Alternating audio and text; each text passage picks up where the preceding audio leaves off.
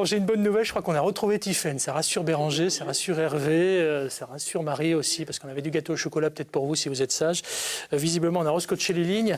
On en était tout à l'heure, Tiffaine, à se dire que pour séduire les lecteurs que nous sommes, il y avait des choses sympathiques pour nos ados, et je pense que les parents peuvent craquer avec un roman qui devient fantastique, c'est ça ? Oui, oui, alors j'espère que vous m'entendez. En effet, je crois que j'étais perdue dans la forêt. Comme ce premier roman qui s'appelle La gueule du loup. C'est un roman d'Éric Pessan publié à l'École des loisirs. Et justement, La gueule du loup, c'est un lieu-dit perdu dans la forêt où se réfugie une adolescente de 16 ans nommée Jo, son petit frère et sa mère au moment où le confinement s'apprête à être déclaré. Alors ils pensent profiter du grand air et passer un bon moment plutôt que d'être enfermés dans un appartement, mais ça va pas du tout se passer comme ça. Déjà parce qu'il n'y a pas de réseau et donc c'est difficile de communiquer et de faire ses devoirs à l'école à distance. Et puis parce qu'il y a des phénomènes étranges qui commencent à se produire, des bruits, voilà, des phénomènes vraiment étranges, je veux pas trop vous en dire. Et on retrouve la figure du loup, vous savez, comme dans les contes, qui symbolisent toutes les menaces. Alors le mal-être adolescent, comment dire, la maladie, l'isolement, les secrets de famille. Je vous en dis pas plus, mais ça, c'est un thriller, c'est aussi un roman fantastique. On ne le lâche pas jusqu'à la dernière page. Et c'est à la dernière page qu'on sait enfin ce qui se passe dans cette maison, dans cette gueule du loup. Vraiment, je vous le conseille, c'est à partir de 12 ans. Ça fait un point commun avec Hervé Arnaud, notre meilleur ouvrier de France designer, maquettiste, qui est sur ce plateau, qui fait, on l'a vu tout à l'heure, des maquettes fantastiques, au fait, des châteaux incroyables, Hervé. Oui, oui. Château, et puis oui, surtout pour les décors de vitrine, où là, on me laisse le loisir de m'évader très loin. Oui, cette fois-ci, elles sont en plastique, parce que parfois on pose des bougies au-dessus, notamment. Oui, et puis là, par contre, il faut lutter contre les éclairages qui représentent de la chaleur, et puis le soleil. Donc il faut quelque chose qui soit costaud pour la longévité. Mais c'est vrai que là, je suis parti avec l'ouvrage. C'est bien, ça s'appelle La gueule du loup d'Éric Pessan. Mais elle a un autre roman à nous proposer, un roman d'apprentissage à nous proposer sur un ado dont la maman est disparue brutalement et qui n'arrive pas forcément à tourner la page. C'est pas facile. Oui, alors dit comme ça pourrait faire peur. Vous vous dites, non, je vais pas offrir ça à mon ado.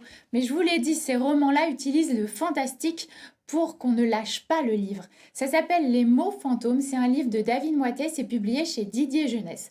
Alors Elliot part au square avec sa jeune sœur et laisse sa mère en train de préparer des cookies. Et quand il revient, elle est morte et on lui dit, écoutez, circulez, il n'y a rien à voir, c'est un suicide. Mais lui, il n'y croit pas. Et quand il rencontre une jeune fille, Lila, qui a des hallucinations et qui lui dit, j'ai vu ta mère, eh bien il se lance dans une enquête peuplée de fantômes, de révélations. C'est vraiment passionnant, on traite de plein de sujets, alors les maladies psychiques, les secrets de famille aussi, et c'est passionnant, c'est tout un univers à découvrir, je vous le conseille. Alors là c'est plutôt à partir de 13 ans, mais vous n'allez pas lâcher ce roman, et comme je vous le disais, eh bien, on utilise les fantômes, les contes, les figures un peu fantastiques pour que ce soit pas trop douloureux. À propos d'univers, le vôtre, Béranger Papasadaro, on va le découvrir dans quelques minutes. Mais là, je croise le regard d'un mignon depuis tout à l'heure, qui est, je trouve, formidable. Petit mignon là, qui est en fer, c'est ça, en métal ? Oui, en métal, oui. Ouais, c'est génial. C'est génial. On va terminer en beauté. Dites-moi, Tiffaine, c'est pas un livre, mais de deux dont vous voudriez nous parler en une minute, c'est possible ? Oh, j'espère, je vais essayer en tout cas. C'est L'Attrape-Malheur de Fabrice Adjadj. C'est publié à La Joie de lire. Et là, c'est tout un univers qui va s'ouvrir devant vous grâce au héros. Alors, il s'appelle Jacob Traum. C'est un fils de meunier plus ou moins classique, mais il a un don. Il n'est pas blessé, en fait. Dès qu'il a une blessure, elle cicatrise automatiquement. Et donc, il ne peut pas mourir.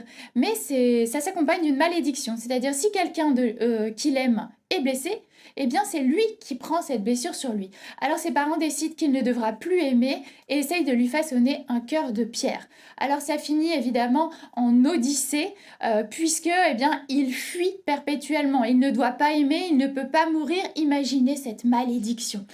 C'est un univers complètement fantasmagorique. On croise des espèces d'êtres au grand cœur, des monstres, on passe par un cirque.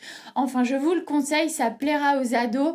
C'est un peu peu freaks, un peu geek, vous allez adorer si vous avez, on va dire, 14 ans. C'est un conte philosophique. Je vous le conseille, il y a déjà 2 tomes. Voilà, à mettre dans toutes les bibliothèques. Ah ben c'est super, j'adore. Merci Tiffaine Pfeiffer. Je pense que vous allez beaucoup aimer aussi ce que nous propose Béranger. Je précise que votre sélection livre, on la retrouve évidemment sur les réseaux sociaux, puis vous revenez régulièrement pour plein d'autres livres qu'il y a dans notre bibliothèque. On en voit quelques-uns juste derrière.